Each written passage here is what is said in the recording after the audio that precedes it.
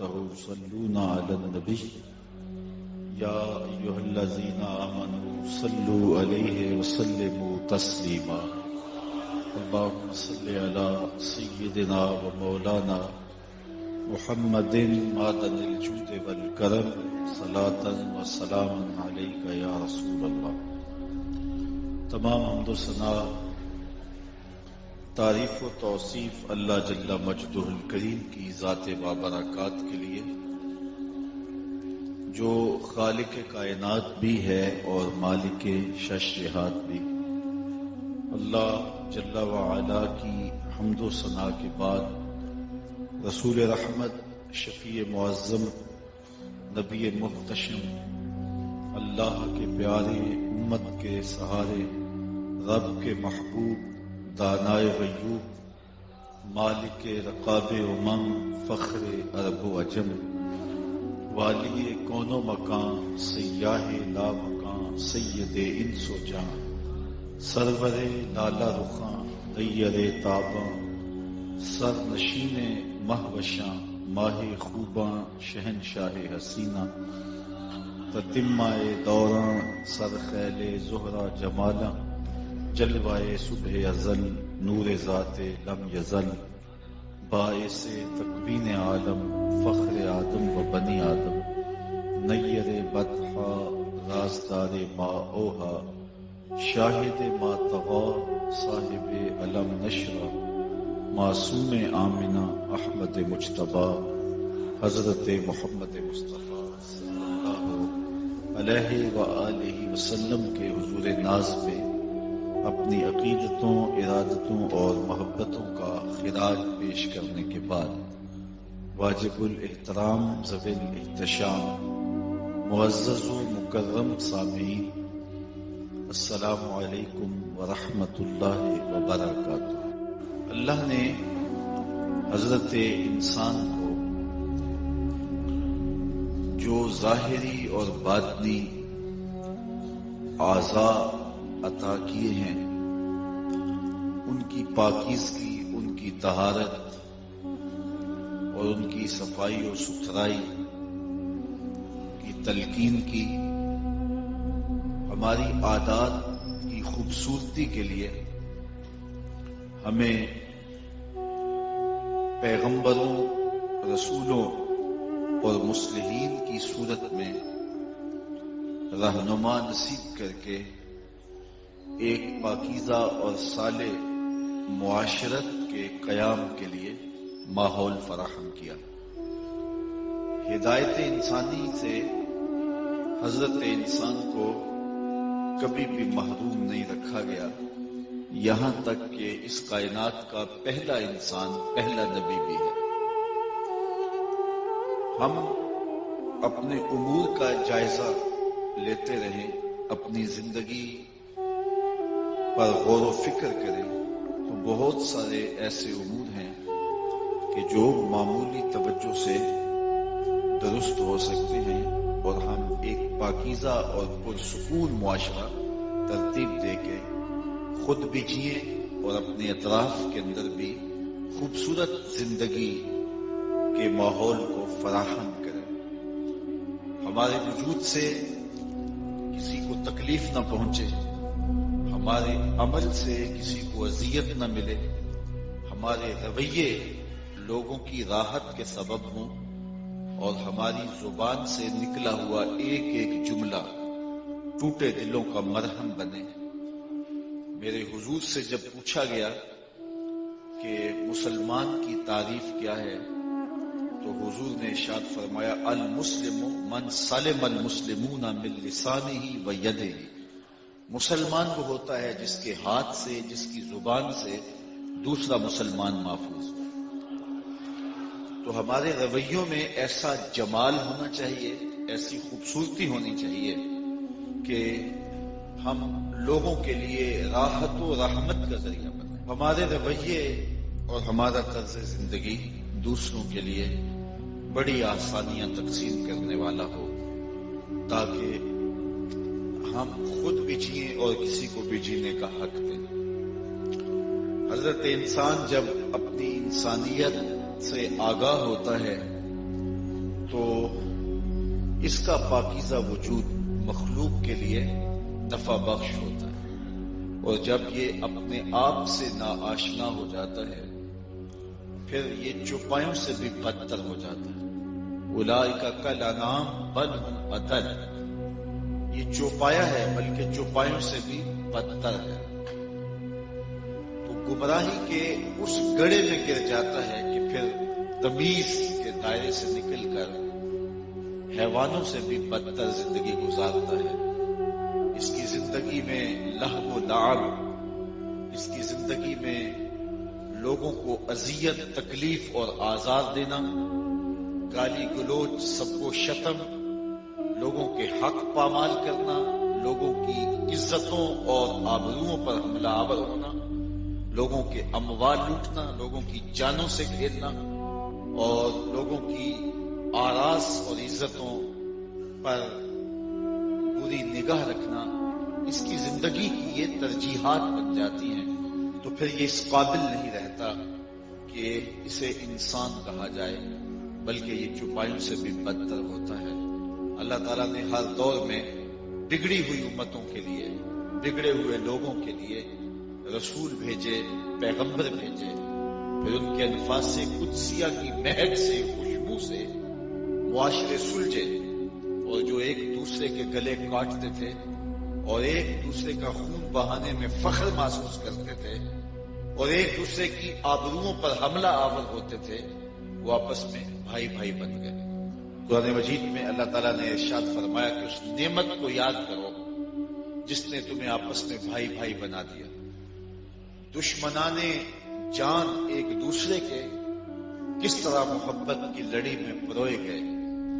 میرے اور آپ کے آقا و مولا کا وہ فیضان رحمت اور حضور کی تعلیمات کے برستے دھارے آج بھی امت کے لیے مکمل، کامل اور اکمل رہنما اصول ہیں۔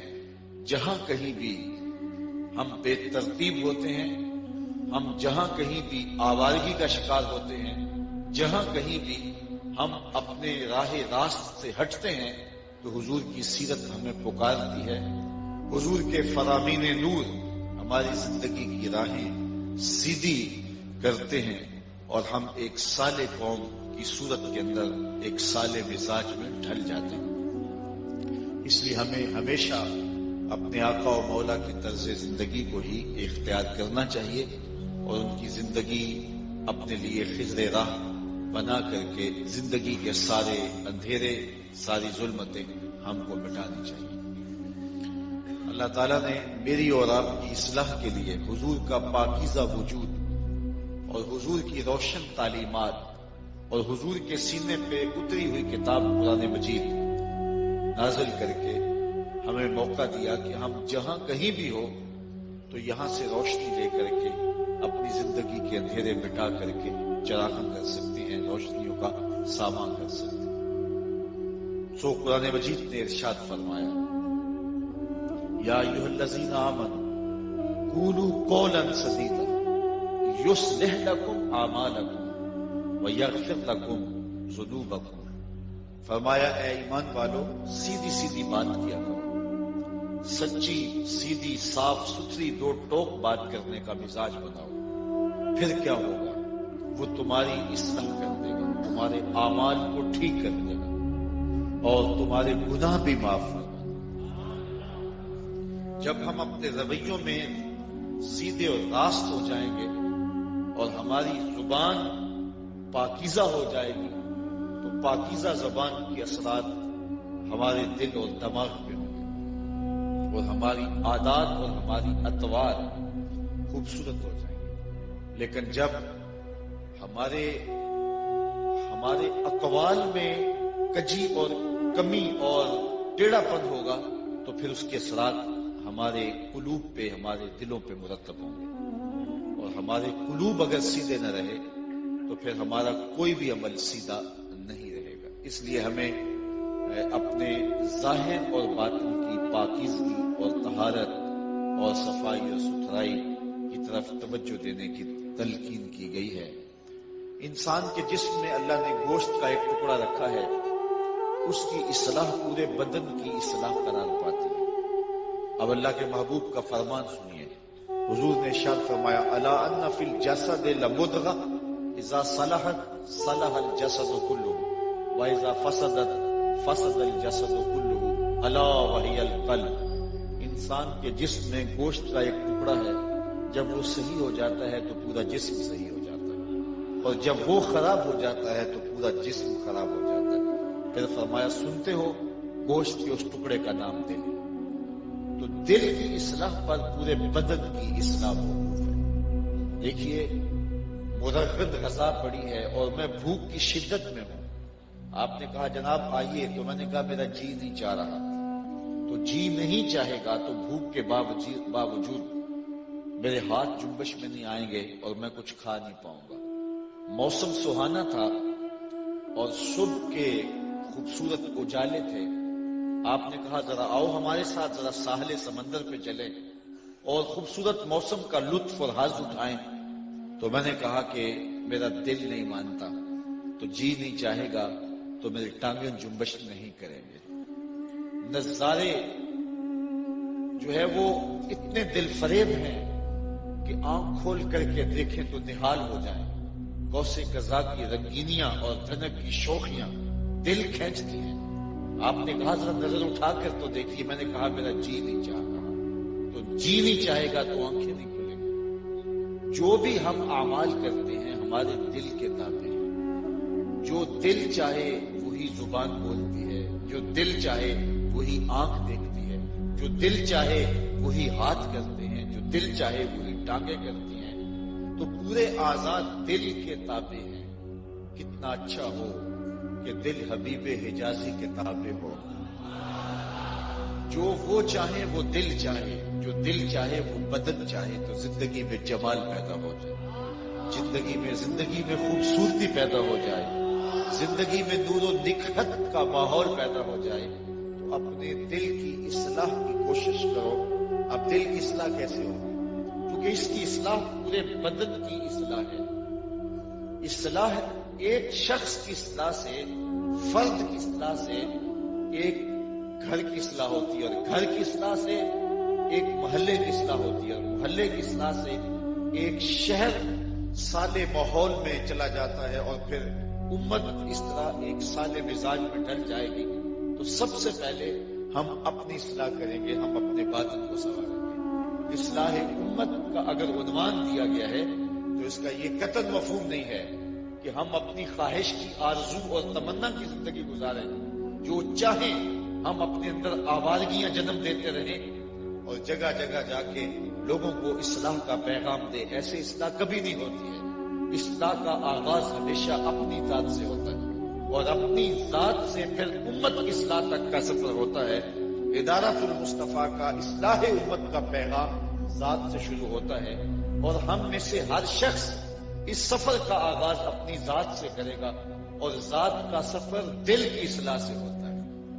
دل ٹھیک ہو گیا تو پورا جسم صحیح ہو گیا، دل خراب ہو گیا پورا بدن خراب ہو گیا. تو دل کی اصلاح بنیادی نقطہ ہے. اللہ کے محبوب کا فرمان آپ کے سامنے رکھا کہ دل کی اصلاح پر پورے بدن کی اصلاح ہے. ملا رومی علیہ رحمہ، جن کو اقبال نے بھی اپنا مرشد مانا ہے، انہوں نے کیا کمال بات کہی. دل بدست آور کہ حج یک برست، از ہزارہ کعبہ یک دل بہترست، کعبہ بن گاہ خلیل اطہرست، دل گزر گاہ جلیل اکبرست. رومی کہتے ہیں کہ دل کو قابو میں لے آ، یہی حج اکبر ہے، اور ہزار کعبے سے ایک دل بہتر ہے. وہ کیوں؟ اس لیے کہ کعبہ حضرت ابراہیم خلیل کی گزرگاہ ہے اور دل رب جلیل کی گزرگاہ. تو اس لیے اگر یہ ٹھیک ہو گیا، دل ٹھیک ہو گیا، تو کہتے کعبے گیا گل نہیں مک دیجیے، دلوں نہ مکائی. ہر سال حج کیا، ہر سال عمرہ کیا، لیکن دل پاپی کا پاپی رہا تو پھر کیا فائدہ ہوا؟ تو اس دل کی اصلاح، اس دل کی پاکیزگی، اس دل کی طہارت، تقوی کا مرکز بھی یہی ہے. اللہ کے محبوب نے جب تقوی کا ذکر کیا تو باقاعدہ اپنے دل کی طرف اشارہ کر کے کہا التقویٰ ہاں ہونا، تقویٰ یہاں ہے، مرکز تقویٰ یہ ہے. یہ ٹھیک ہوتا ہے تو پھر زبان کو کنٹرول ہو جاتا ہے، یہ ٹھیک ہوتا ہے تو پھر آنکھوں میں شرم و حیا کے پردے لگ جاتے ہیں، یہ ٹھیک ہوتا ہے پھر سوچوں میں پاکیزگی آتی ہے، یہ یہ ٹھیک ہوتا ہے تو پھر خیالوں میں طہارت آتی ہے، یہ ٹھیک ہوتا ہے پھر ہاتھ ظلم نہیں کرتے، یہ ٹھیک ہوتا ہے تو اٹھنے والے قدم مسجد کا رخ کرتے ہیں، یہ ٹھیک ہوتا ہے کان قرآن کے نغموں کو ترستے ہیں۔ تو اس دل کی اصلاح کو پورے بدن کی اصلاح ہے، تو اس کی اصلاح کے لیے مجھے اور آپ کو کوشاں ہونا چاہیے۔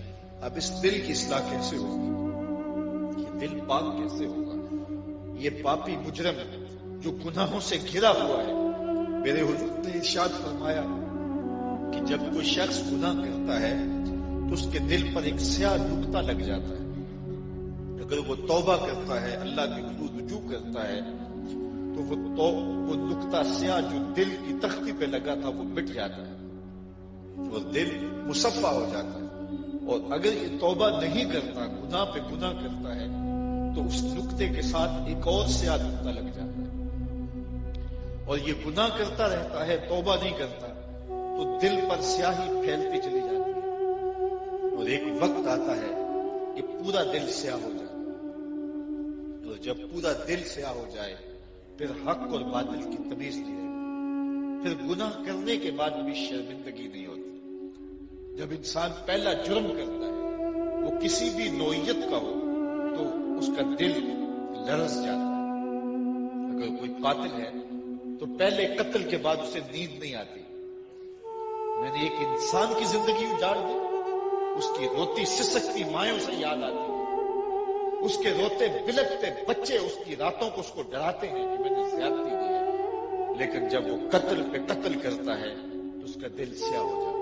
پکا نمازی نماز چھوڑ دیتا ہے کسی وجہ سے تو سارا دن اسے بے چینی رہتی ہے۔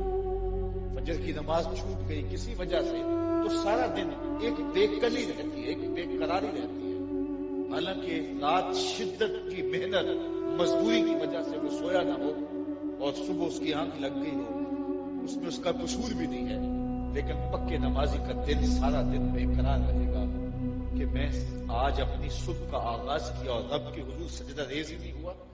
لیکن اگر وہ دوسری نماز بھی چھوڑ دے، تیسری بھی چھوڑ دے، تو ایک وقت آئے گا کہ روز نماز چھوڑتا ہے تو اس کو کوئی بے چینی نہیں ہوتی۔ کتنے بے نمازی ہیں جو نماز نہیں پڑھتے، انہیں کوئی بے قراری نہیں ہوتی، وہ چین کی زندگی گزار رہے ہوتے ہیں، وہ قرار کی زندگی گزار رہے ہوتے ہیں، نمازوں پہ نمازیں چھوڑ رہے ہوتے ہیں۔ کتنے لوگ ہیں جن کی آنکھیں زنا کرتی ہیں، جن کی سوچیں آوارہ ہوتی ہیں، لیکن وہ رات چین کی نیند سو جاتے ہیں، قرار کی نیند سو جاتے ہیں۔ دل سیاہ ہو گیا ہے، باطن اجڑ گیا ہے، وہ حس ختم ہو گئی ہے، ضمیر مردہ ہو گیا ہے، تو ضمیر کیسے زندہ ہوگا؟ اور پھر اس کی حالت، منافق کی حالت بیان کی گئی اور مومن کی حالت۔ مومن گناہ کر بیٹھتا ہے اس کی حالت یہ ہوتی ہے جس کا پہاڑ نیچے آ گیا، ابھی پہاڑ گرے گا تو اس کو کچل دے گا، وہ جلدی سے تلافی کرنا چاہتا ہے، توبہ کے دروازے کو ڈھونڈتا ہے اور اللہ کے حضور معافی مانگتا ہے، اس کا بدن خوف خدا سے لرزتا ہے۔ اور اگر وہ گناہ پہ گناہ کرتا ہے تو پھر کیا ہوتا ہے؟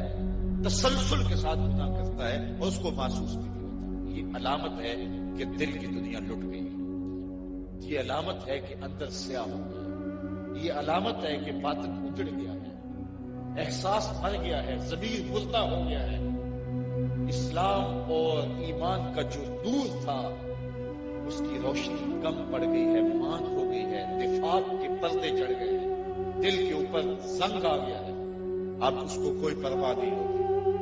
اب اگر اسے کبھی سوچ آ جائے تو پھر اس کو دوبارہ پلٹنا ہو تو توبہ کا دروازہ کھلا ہے۔ رب نے اپنے بندوں کے لیے مایوسی کو حرام کیا ہے کہ وہ میری رحمت سے کبھی بھی مایوس نہ ہو۔ لا تقنطوا من رحمت اللہ، میری رحمت سے کبھی مایوس نہ ہونا۔ تم کتنے بھی جرم کیے ہو، آجا میری دہلیز پہ پلٹ کے تیرے سارے گناہ معاف کر دوں گا، بلکہ تیرے گناہوں کو بدل کے نیکیوں میں تبدیل کر دوں گا۔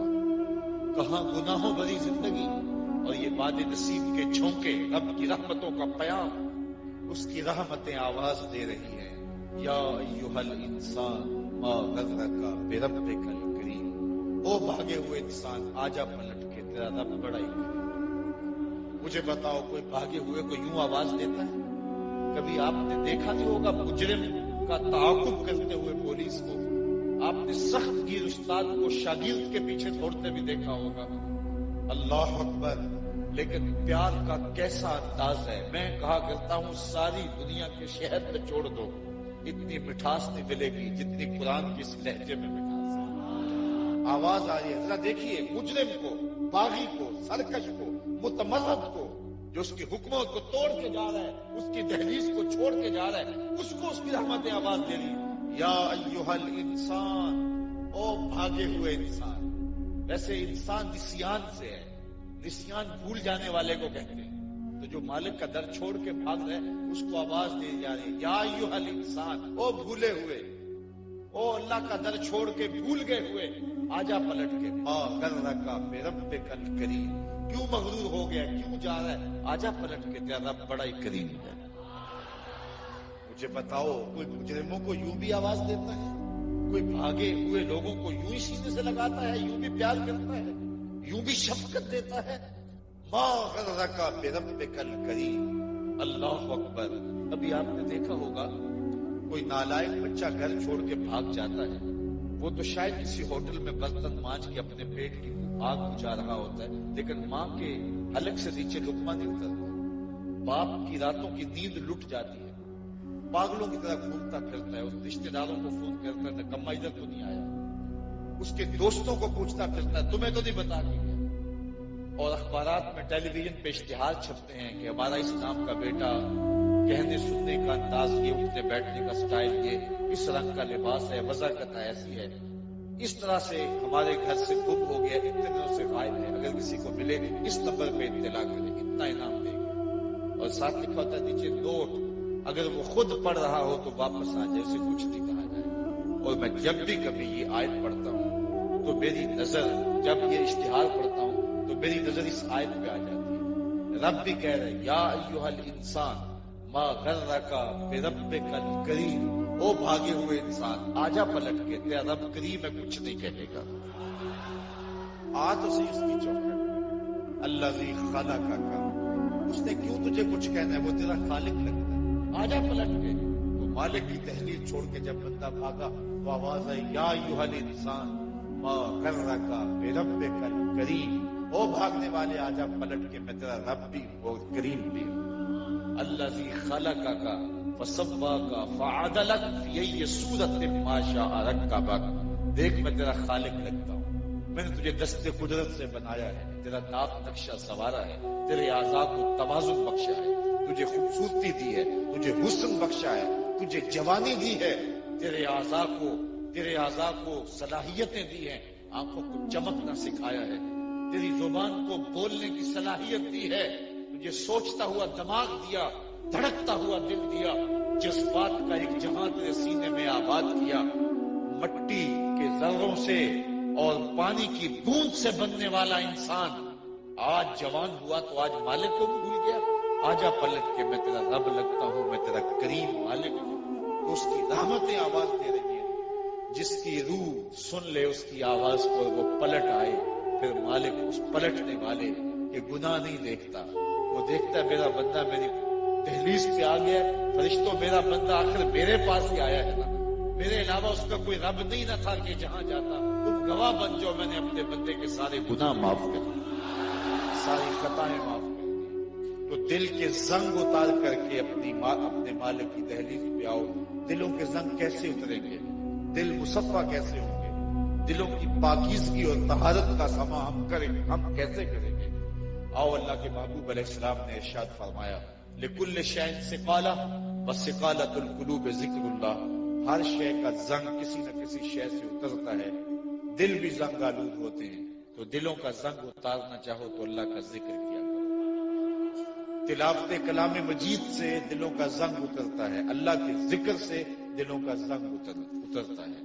تو اپنے مزاج کے اندر قرآن مجید کی تلاوت شامل کر لو اور صبح شام اللہ کا ذکر کرو، اللہ کا ذکر سنو، مجالس ذکر میں بیٹھو اور دل کے اوپر لگے ہوئے زنگ کھرچ کے اللہ کی معرفت کا رنگ چڑھاؤ. یہ رنگ صبغت اللہ اگر دل پہ چڑھ گیا تو پھر یہ ایسا پکا رنگ ہے کہ یہ اترتا نہیں ہے. یہ دل کا چڑھا ہوا رنگ ہماری پوری زندگی کو رنگین اور پرنور کر دے گا. لیکن اگر دل اللہ کی معرفت کے رنگ سے بے دور ہوا تو ساری زندگی گزر گئی، دیکھیے کیا مقصد ہے زندگی کا. جو بندہ اس دنیا پہ آیا اور اس نے مقصد زندگی ہی نہ پایا، بچپن سے لڑکپن سے جوانی، جوانی سے بڑھاپا، بڑھاپے سے موت، آخر کوئی زندگی کا مقصد بھی تو ہے. اللہ نے حضرت انسان کو تمام مخلوقات پر فضل و شرف دیا، تو یہ کیا یہ مراحل طے کر کے قبر میں چلا گیا؟ کیا پھر اس نے پایا اس زندگی میں؟ اللہ قرآن مجید میں ارشاد فرماتا ہے جل شانہ کہ من کان فی ھذہ اعمی فہو فی الآخرۃ اعمی واضل سبیلا. جو اس دنیا میں اندھا رہا کل قیامت کے دن بھی نابینا اٹھایا جائے. اس سے وہ نابینا مراد نہیں ہے جس کی ظاہری آنکھوں میں نور نہیں ہے، اس سے وہ نابینا مراد ہے جس کا دل بے نور، جو دنیا میں آ کر کے مقصد زندگی نہ پا سکا، جو وہی وظیفہ ادا کرتا رہا جو چھپائے اور حشرات الارض ادا کرتے. میں کہتا ہوں رزق حلال ہی صحیح، حرام نہ صحیح، حلال ہی صحیح، لیکن یہ کام تو چیوٹی بھی کرتی ہے. صبح اپنی بل سے نکلتی ہے، رزق کماتی ہے، بچوں کو کھلاتی ہے، موسم برسات کے لیے جمع کرتی ہے، اپنی بل لے جاتی ہے. اور یہی کام حضرت انسان بھی کرتا ہو تو پھر یہ اشرف کاہے کا ہے؟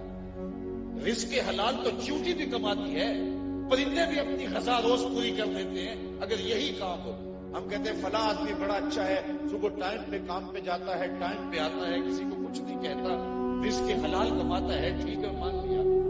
لیکن یہ کام تو وظیفہ تو چڑیا بھی کرتی ہے، یہ وظیفہ تو چیوٹی بھی کرتی ہے. تو پھر یہ اشرف کیسے ہے، یہ افضل کیسے ہے؟ یہ افضل اس لیے ہے کہ اس دنیا پہ آ کے مقصد زندگی پاتا ہے اور اس دنیا میں رہ کے اپنے رب کی معرفت پاتا ہے. پہلے اپنی ذات سے آگاہ ہوتا ہے اور پھر اپنے رب سے آگاہ ہوتا ہے. اور جس کو اپنے آپ سے ساری زندگی آگے ہی نہ ملی، من عرف نفسہ فقد عرف ربہ، جس نے اپنے آپ کو پہچان لیا اس نے اپنے رب کو پہچان لیا. اور جس کو خود ہی کا تعقل ہی نہ ہوا، جس کو یہی نہ پتا چلا کہ میں کون ہوں، زندگی کی جہت ہی معلوم نہ ہوئی، جینے کا مقصد ہی نہ سمجھا، وہ بس کھانے پینے کے لیے زندہ ہے. کیا یہ زندگی ہے؟ یہ کوئی زندگی نہیں. زندگی کشمکش کا نام ہے، زندگی با مقصد حیات معتبرہ کا نام ہے شباب اپنے لہو کی آگ میں جینے کا نام. زندگی تو مقصد ہے، زندگی تو بھٹکی ہوئی انسانیت کو راہ حق پہ لانے کا نام ہے. زندگی تو اللہ کے دین کو غالب کرنے کی کوشش کا نام ہے. زندگی تو گمراہیوں میں پھنسے ہوئے لوگوں کو اس گندگی اور غلاظت سے نکال کر کے جادہ مستقیم پہ ڈالنے کا نام ہے. اور یہ ہوگا تب جب ہم خود اپنی صفائی و ستھرائی کریں گے اور مقصد زندگی کو سمجھیں گے. یوں ہی آوارگی میں قیمتی زندگی کی سانسیں برباد نہ کر دو، اپنی زندگی کی مقصدیت کو سمجھو. سحری کے سجدے اگر نصیب ہو جائیں، اگر نہیں تو فجر سے اپنی زندگی کا آغاز کرو، اور فجر سے اپنی زندگی کے آغاز کے بعد اپنی زندگی کے ایک ایک لمحے کو مرتب کر کے اپنا پورا دن گزارو، اور پھر رات سونے سے قبل اپنا محاسبہ کرو. آج کے گزرے ہوئے دن میں کوئی میرا ایسا عمل تو نہیں ہے جو اللہ کی مخلوق کے ضرر کا سبب ہے.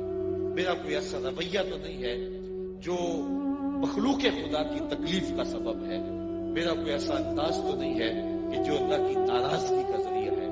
اور اپنا دن سلامتی سے اگر گزر گیا ہے تو شکر کا سجدہ کر کے سو جاؤ، اور اپنی باطن کی اصلاح کے بعد اندر سے نور پھوٹے گا اور راستے ملیں گے اور تمہیں مقصد حیات ملے گا، اور اللہ کی معرفت کے اجالے اور اللہ کی معرفت کا نور آپ کو نصیب ہوگا، اور باطن آپ کا جو ہے وہ روشن اور تابناک ہوگا، اور اس دنیا پہ رہتے ہوئے مقصد زندگی ہاتھ آئے گا.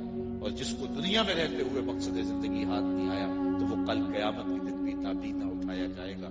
یہ زندگی بھی یوں ہی گزار دی، آخرت بھی برباد ہو گئی. آئیے اس مختصر زندگی میں اپنے اعمال پہ غور کیجئے، اپنے احوال پہ غور کیجئے، اپنے طرز زندگی پہ غور کیجئے، اپنے ایک ایک عضو بدن کی اصلاح کیجئے، اپنے باطن کو، دل کو، قلب کو حسد سے، حقد سے، کینے سے، نفرتوں سے پاک کیجئے. دل کے آئینے پہ گرد جمے ہیں تو کچھ دکھائی نہیں دے سکتا. دکھائی تب دے گا جب آئینے کے اوپر پڑا ہوا زنگ اترے گا، تو پھر آئینہ سیکل ہوگا، آئینہ مصفہ ہوگا، آئینہ مزکہ ہوگا، تو اس کے اندر تمہیں اپنی صورت نظر آئے گی.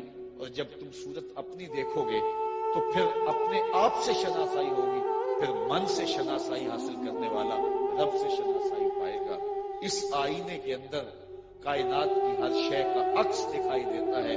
حضرات صوفیہ اس کو کائنات صغیر کہتے ہیں، چھوٹی کائنات۔ اس کائنات کا خلاصہ تیار کرو تو دل بنتا ہے، دل کو پھیلاؤ تو کائنات بنتی ہے۔ تو اس دل کو سمجھو اور اس دل کو مالک کی دہلیز پہ لے آؤ۔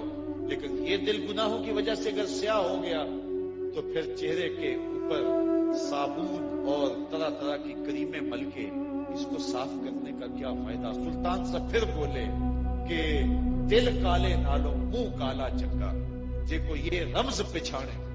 اگر یہ رمز سمجھ میں آ جائے کہ منہ کالا ہو تو خیر ہے، دل کالا نہیں ہونا چاہیے، دل ستھرا ہونا چاہیے، دل پاکیزہ ہونا چاہیے۔ پوری کائنات اس دل کے اندر ہے، تو اس کو درد سے آشنا کرو۔ اور وہ درد کون سا ہے؟ وہ درد حب رسول کا ہے، وہ درد عشق رسول کا ہے۔ تو ان کے نام کے وظیفے پڑھو، ان کے ذکر کی تسبیحیں پڑھو، حضور پہ درود سلام پیش کرو، اور ان کے ساتھ اپنے تعلق خاطر کو مضبوط کرو، اور دل کے زنگ اتار کر کے معرفت کے رنگ میں آ جاؤ۔ پھر یہ خوبصورت زندگی جینے کا لطف آئے گا۔ اگر کسی نے زندگی کا لطف دیکھنا ہے تو وہ حضور کی چوکھٹ پہ آ جائے اور وہ اس دل کی دنیا سے آشنا ہو جائے۔ پھر یہ لٹا ہوا دل قرار دیتا ہے۔ یہ اس کی ٹیس اور اس کی درد اور اس کی کیفیات، زندگی کا جمال جو ہے وہ زندگی کی حقیقتوں سے آشنا کرتا ہے۔ لیکن ہم لوگ اپنی زندگی کے اس مقصد کو بھول گئے جس کے لیے ہمیں پیدا کیا گیا تھا۔ اللہ نے یہ دل اپنے لیے پیدا کیا تھا، اسی لیے اس کو عرش اللہ کہا گیا۔ یہ اللہ کا عرش ہے۔ آئیے اس عرش کو سجائیں، اس عرش کے موتی جڑے اور اس عرش کے اوپر پڑا ہوا گرد غبار اس کو اتاریں، اس تخت کو مصفا کریں، مزکا کریں، پھر اشکوں کا چھڑکاؤ کریں، اور جب یہ فرش تیار ہو جائے تو پھر ہاتھ باندھ کے کہیں ہر تمنا دل سے رخصت ہو گئی، اب تو آجا، اب تو خلوت ہو گئی۔ لیکن جب ہرس کی بوٹیاں اگی ہوں گی، ہوس کے کانٹے ہوں گے، خاشات کی یہاں آکاش بیلیں ہوں گی، تو پھر اس اجڑے ہوئے دل میں کون پھیرا لگائے گا؟ اجڑے ہوئے گھر میں تو بھوت رہتے ہیں، وہاں تو جو ہے وہ چڑیلیں رہتی ہیں، وہاں جو ہے وہ پاکیزہ صفت لوگ نہیں آتے ہوتے۔ تو اگر اس دل میں نفرت کی چڑیلیں ہوں، اگر یہاں خاشات کے بھوت پل رہے ہوں، تو پھر مالک کے ڈیرے اس دل پہ نہیں ہوتے۔ تو آئیے ذرا کوئی دھونی ذکر کی دمائیں اور دھونی لے کر کے دل کے ارد گرد اس کو پھیریں، تاکہ یہ بھوت بھاگ جائیں، یہ چڑیلیں دفع ہو جائیں اور دل مصفا ہو جائے، اور پھر درود پڑھ کے ماحول کو خوشبو کریں، اور پھر کہیں مالک ہر تمنا دل سے رخصت ہو گئی، اب تو آجا، اب تو خلوت ہو گئی۔ اس لیے ہمیں اپنے دل کی اصلاح سے اپنے بدن کی اصلاح کی طرف بڑھنا ہوگا۔ میں آپ کے شوق و ولولہ کو اور آپ کی محبتوں کو، باہر کھڑے ہوئے لوگوں کے جذبوں کو بھی دیکھا، اور یہاں چھتوں اور سیڑھیوں میں لوگوں کی محبتوں کو بھی دیکھ رہا ہوں۔ آپ کا شوق فراواں، چمکتے ہوئے چہرے اور آپ کی آنکھوں میں پیار کی روشنی، یقیناً یہ میرے ساتھ پیار نہیں ہے، یہ پیار اللہ کے محبوب کے ساتھ ہے۔ ہمارے استاد جھوم کے ایک شعر پڑھا کرتے تھے، محمد کی وساطت سے محبت تیری میری ہے، محمد کی وساطت سے محبت تیری میری ہے، محبت اصل ہے ان کی، نہ تیری ہے نہ میری۔ اقبال کے سارے کلام کا رس نچوڑو تو خلاصہ یہ نکلتا ہے، کی محمد سے وفا تو نے تو ہم تیرے ہیں، یہ جہاں چیز کیا لوح و قلم تیرے ہیں، وآخر دعوانا ان الحمدللہ رب العالمین۔